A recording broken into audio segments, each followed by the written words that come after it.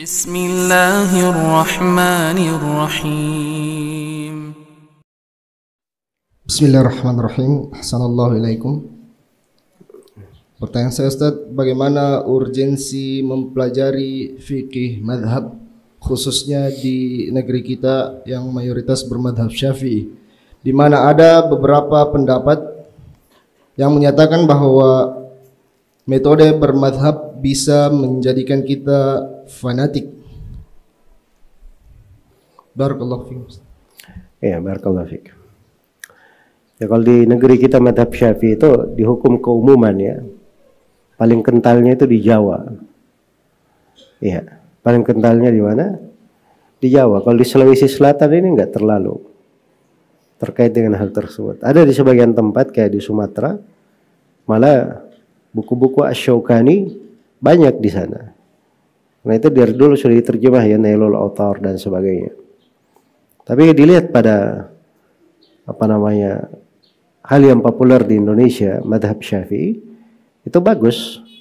Seorang itu belajar tafaqquh dengan madhab Syafi'i.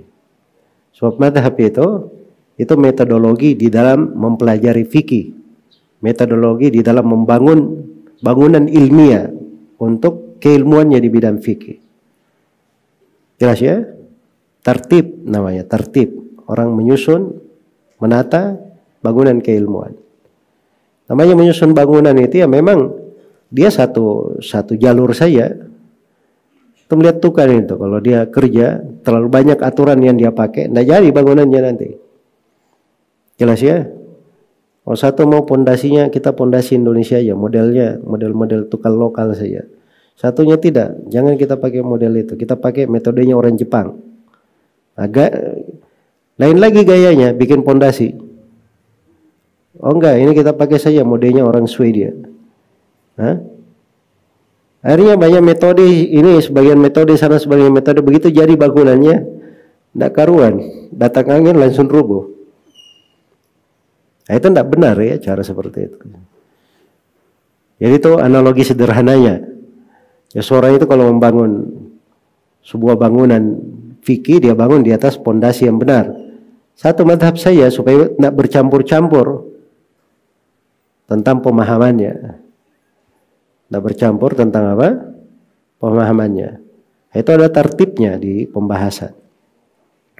Ya, misalnya kalau di madhab Syafi'i, ya awal kali di buku-buku Imam Syafi'i itu awal kali dimulai itu bab tahara, kemudian bab solat.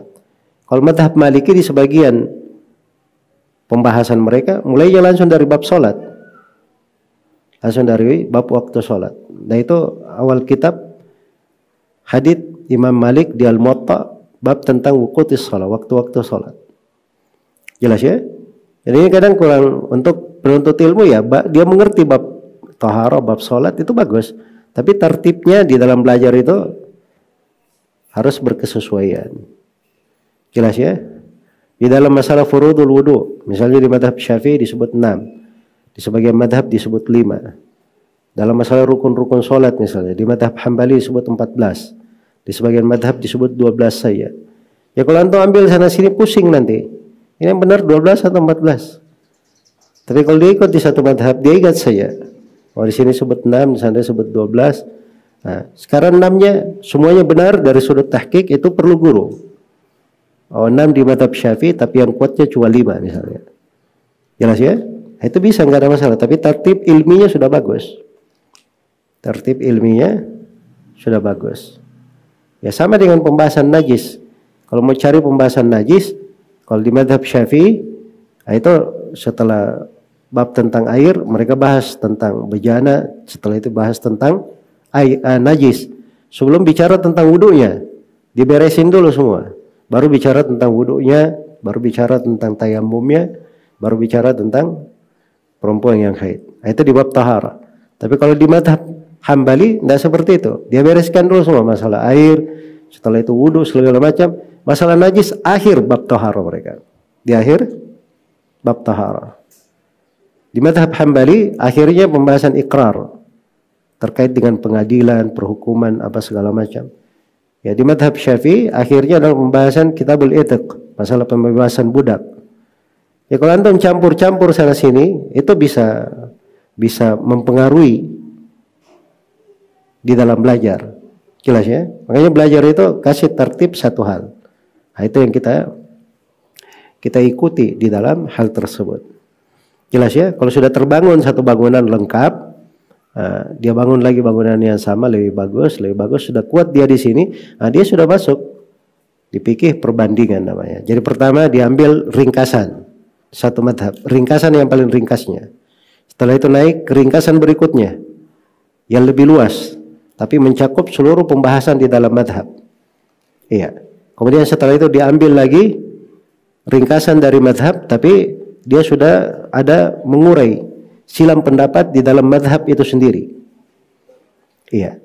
Kemudian setelah itu baru dia mengambil fikih muqarana. Dia tahu madhab yang dia pelajari, dia tahu juga madhab-madhab yang lainnya, dan dia perbandingkan. Nah, itu tingkatan terakhir. Apa namanya, tingkatan sebelum terakhir. Ya, tingkatan terakhirnya itu ada lagi pembahasannya. Itu Kitabul karya Imam Syafi'i. Iya.